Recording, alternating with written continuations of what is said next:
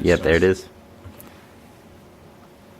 It's recording. And then the framing is good still? It sometimes goes a little tighter. Yes.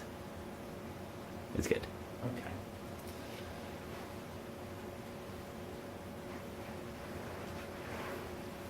So we were talking about the lung meridian of the hand Tai Yin,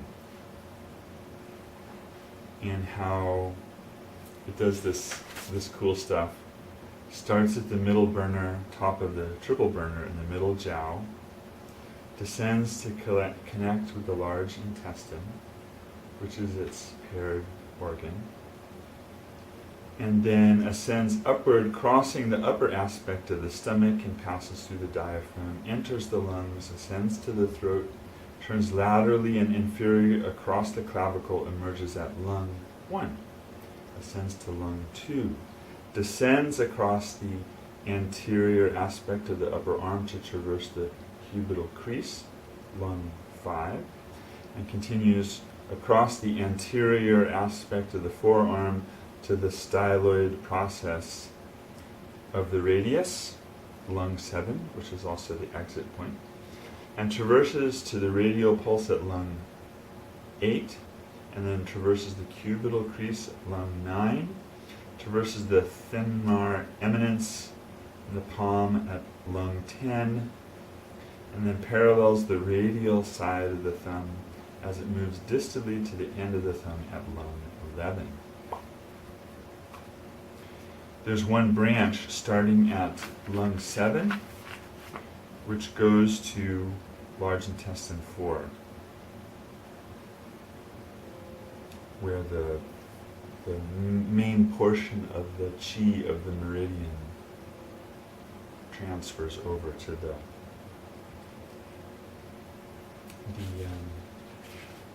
large intestine meridian of the hand Yang Ming. Going back up.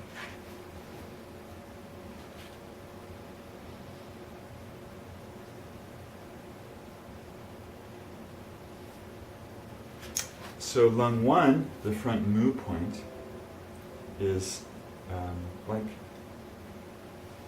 6 Shun lateral to the Ren Mai, the Ren meridian in the center of the chest. And at the lateral side of the first intercostal space. So if you're counting ribs, you can feel ribs further down. When you start going up towards the clavicle, the ribs are going deeper, so it's harder to palpate, push, feel. But you can still feel, oh, there's the little rib. The top of that rib is the first intercostal space, and right up underneath the clavicle, there's lung 2 is the one furthest up. The one down, assumed, is the lung 1. This one is used for cough, asthma, pain in the chest, pain in the shoulder and back, and fullness in the chest. Especially like around, like pain under here. People have, you can access it from over here too. Feel. It regulates the lung chi and stops cough. Stimulates the lung chi to descend. The lung and the kidneys work together to grasp the air, the Qing Chi. Remember our types of Chi? Yes, that's right. The Qing Chi is clean air. The lung and the kidneys work together. Sometimes you'll have a cough due to weak kidneys.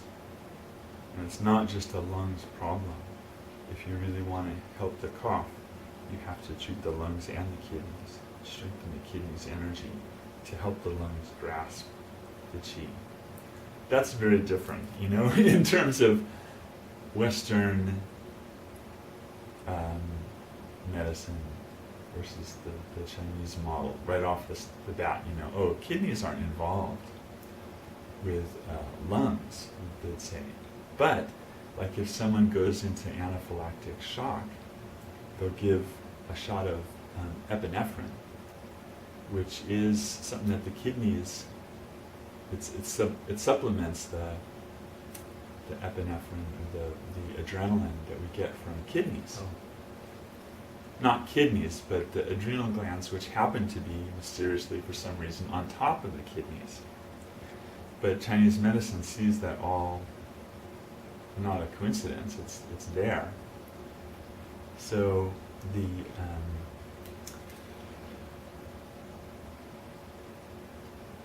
the way that lung qi is supposed to go, there's different directions to qi.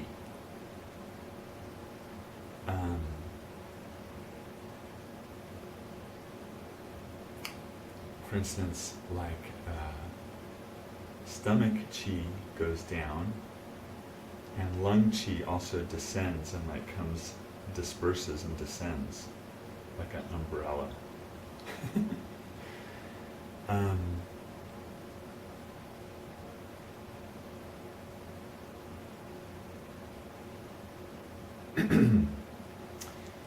Rebellious chi is when chi is not going in its natural direction. So lung chi rebellious can be a cough, and there's like a productive cough where they're really bringing up stuff, or now it's become like the habit to cough, and it's not productive, it's not helping in a way. But the body is triggered repetitively to cough, and they just can't stop. That's because the lung qi is starting to rebel. It's going up like this. Stomach qi wants to descend. If there's rebellious stomach qi, you can have vomiting. You'll have nausea first. If it goes easy, rebellious stomach qi is like vomiting too much excess. And of course we want to get to the root of it, but a lot of times they say, oh, it's rebellious stomach qi. We get the qi of the stomach and the lungs to descend again, and then the cough settles down, or at least becomes more productive. The cough is used when it's going to be actually expelling phlegm from the lungs, which is what it's for. That's why we have that reflex. And we were talking about the how to needle those points, because they're over the abdomen and they're in an intercostal space. We're only needling obliquely towards the lateral aspect of the chest, 0.5 to 0.8 of an inch. So, not deep and not medially. Lung 2 is not very often used, but we need to know the location in the depression below the acromial extremity of the clavicle, 6 sun lateral to the ren mai. It disperses fullness in the chest and stops coughing. A lot of times you could use it to, if you're needling 1, you can needle 2 and increase its effect, if they aren't too deficient qi. If they're deficient qi, the minimum needles, we want to use the minimum needles if they're deficient qi. If they're excess and you want to sedate, then you add some more points to like reinforce.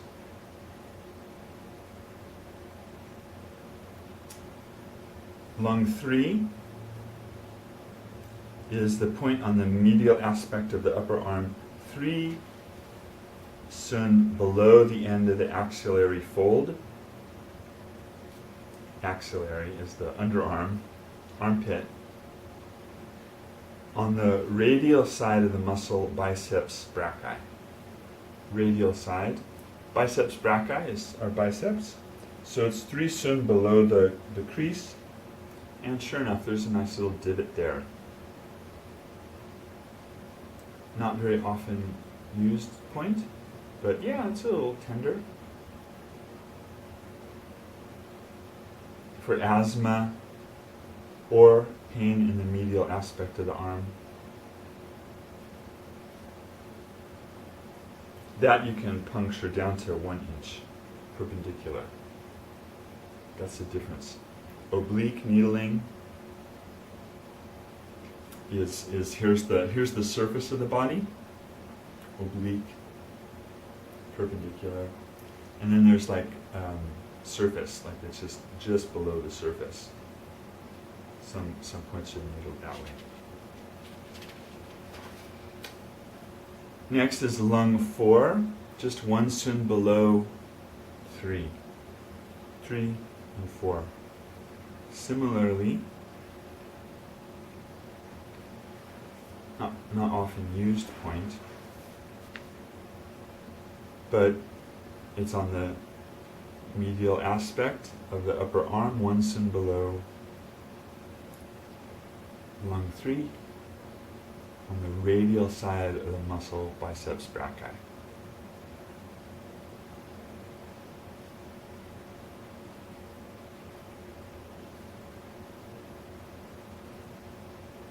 Any questions?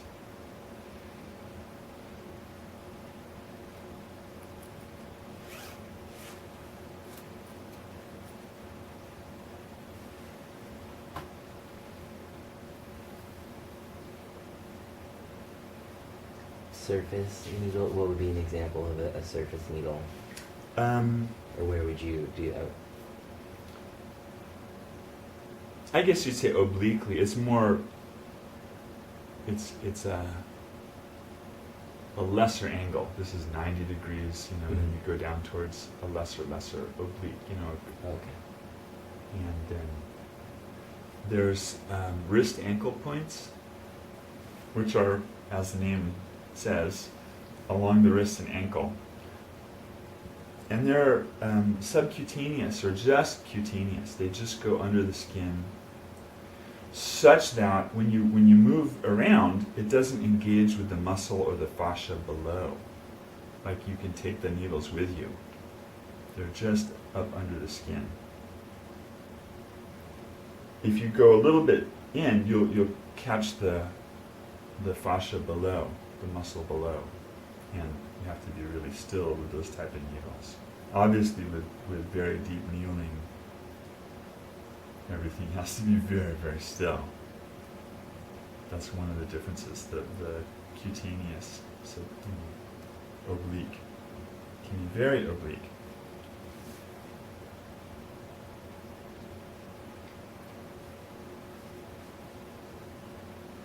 So then we come to famous lung 5. So there's neat names. We'll go back for a second. The central residence, lung 1. The cloud door, lung 2. The heavenly residence, or storehouse, it's a window of the sky point 2. We'll meet window of the sky later. Then guarding the white, standing by white. White is lungs. And then the foot marsh, the cubit marsh. Like this is a foot. How they used to measure a cubit. Goes to the elbow. So the marsh is like kind of deep. And this is a very important point for sedating. Taking out heat.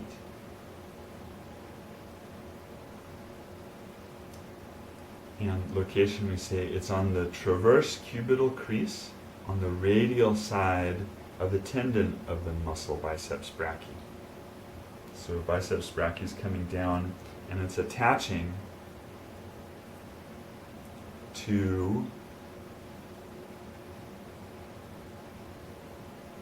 our anatomy, deep anatomy.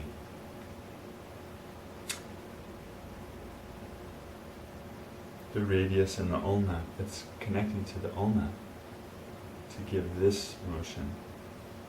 So there's a tendon, and we're just on the radial side of that tendon in the indentation. And I always used to concern myself about this, like, I don't want to hit the vein. Turns out it's really hard to hit the vein. If you're palpating, you push down, you push the vessels, the blood vessels out of the way. And if you push the guide tube down, similar, they go out of the way, and then you needle.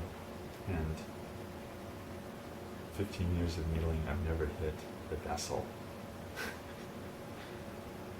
Those poor phlebotomists, they have to try to hit the vessel. You can see it too. If someone has, you look on their skin, you see where the vessel is, or you palpate, you feel the bump of the vessel. You go onto one side of it and you miss it. This is for cough with phlegm and heat, because it clears lung heat, stimulates the descending action of the lungs, and expels phlegm from the lungs. Benefits the bladder and relaxes the sinews. Discharges lung fire. Counterbarrels or downflows the lung chi. Clears heat from the upper burner. Very, very valuable point. Lung 5 is drains lung heat and suppresses the rebellious chi. It's used for hemoptysis, coughing up blood. Hema is anything hematological, anything with blood. Hematology, blood science.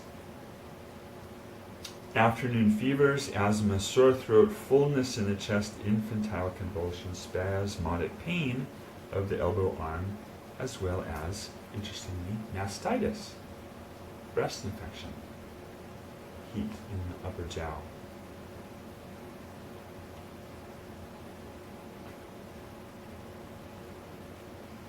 Lung 6 is a Chi cleft point and is the most important for stop bleeding.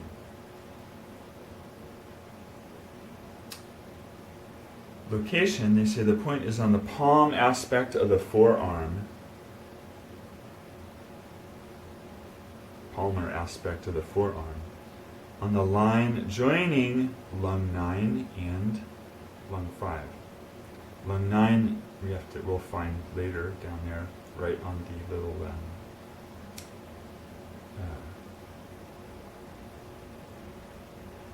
medial to the tendon. And you draw a line up, and you kind of follow along, pressing, and you'll come to a divot. Can I see? Bring your forearm up, and we'll locate it for you. You get the feeling here. So we found lung 5. That's your biceps brachii tendon. So it's right on the other side of the muscle is the biceps brachii. That is biceps brachii. Okay. It is the muscle. Okay. And then we got the 3 and 4 and 5, and then we're coming down to here, and we're finding this little spot that kind of goes up and then goes in. There's like a little natural start part where it goes over one muscle. You're kind of between.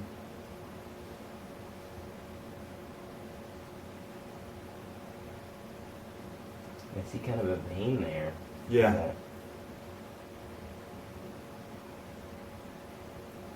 goes in there.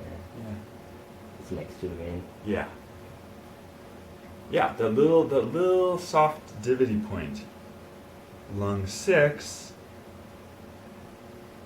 not as popular as lung 9, but used quite frequently.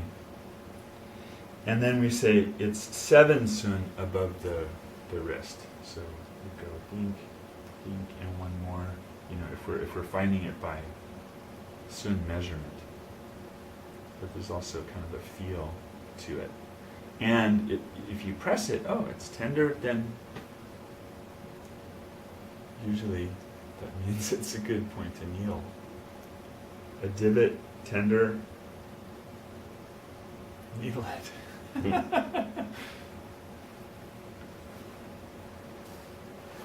Cough, pain in the chest, asthma, spitting up blood, coughing blood, mild sore throat, nosebleeds.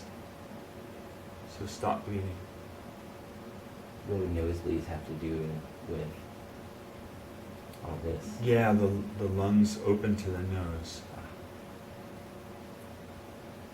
Regulates the lung qi and causes it to descend, clears heat, stop bleeding. Clears heat, resolves the exterior.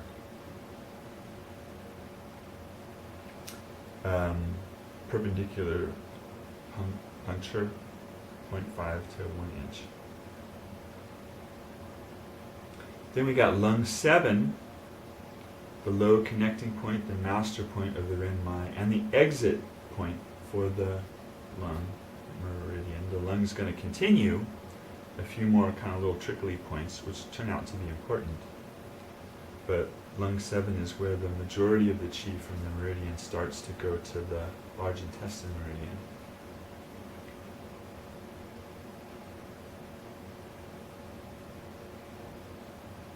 And this one we use very often in clinic. It's even more important than 5. Broken sequence, Li Qi. Superior to the styloid process of the radius. So we're hands down anatomically this. Superior meaning above the styloid process of the radius, that little bump guy there. 0.5 sun above the transverse crease of the wrist. So a sun and a half. But mostly you feel it because it's up on this little bone. There's like a little, we were talking about that little ridge. And it takes a little detour. You know, you've been going down in a straight line 6. It comes up a little bit, 7, 8, 9, 10. But this is right in there. It's like a little divot between the bones, little valley. And it's good for scratchy, sore throat, facial paralysis, headache, migraine, neck rigidity, because it opens up the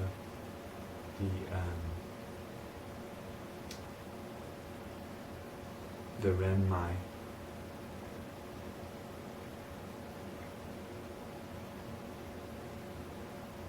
Descends the lung qi and expels the exterior wind. Very important function for that. The lung is the most delicate organ, susceptible to the attack of different pathogenic factors brought in by the wind. So heat and wind comes in, then they have fever, they're having like fast pulse, sweating. Sometimes it brings in the cold, they have chills, they have no sweating so much, but it's because the wind got in. Lung 7 is the big one for pushing the wind out, opening up and releasing the exterior. You said exterior wind. What would be interior wind? Interior wind is more systemic and most often due to liver. They say liver agitates wind internally. Not having to do with wind as a pathogenic factor coming in from outside. But someone who has shakes, they say, oh, that's a wind problem. Tremors, headache, red eyes, migraine headaches can be due to internal wind. And we'll meet that when we meet the Bagong. We're jumping into the anatomy, but it's referencing that there's an external portion to the energetic anatomy and an internal portion. And internal is much more critical, protected. External, we catch a cold and we get better. You know, if you catch a stroke, you know, or you build up the conditions that lead to a stroke, that's internal. It's harder to overcome that. External problems come and go quicker. but can be very, we want to be able to, they're finding out more and more in science. If you get a cold and you don't get over it properly, it can lead to stuff later on. If you get cold and you get sick and you get well good, if you do that whole sequence in a good way, it actually makes you stronger. Like your immune system, babies' immune systems learn about their pathogens by getting it and fighting it off successfully. So it's really, it's all built in with that understanding. Opens the nose, communicates with the large intestine. It's good for a toothache. Also, pain and weakness of the wrist. Stiff neck, because it opens up the conception vessel.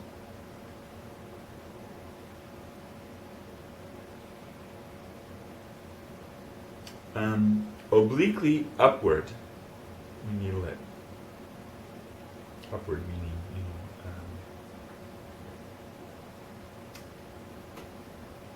in proximal direction. Only 0.3 to 0.5 inches. And there is a vessel that goes right through there. You can see it, and you just push it aside and needle. Some people, it's more pronounced. There's a vessel. If you hit the vessel, then it feels stingy. If you hit the point, it's like, oh, this weird, achy, throbby kind of feeling. But if you hit the channel, if you hit the point nicely, and it's a point that's needed, there'll be this kind of like chi response, which can be numbness, can be like a shooting, kind of trickling feeling, can be a heavy feeling. There'll be some other thing, just a stingy feeling. You hit the vessel. I mean, blood vessel, by that, not meridian vessel. Yeah. So it's funny though, but if it's a circulation problem, sometimes we want to hit the vessel. But that's another story. That's rare. That's not, a big bit. So then lung 8, 1 sun above the transverse crease of the wrist in the depression on the lateral side of the radial artery. Radial artery is what we're listening to for pulse taking.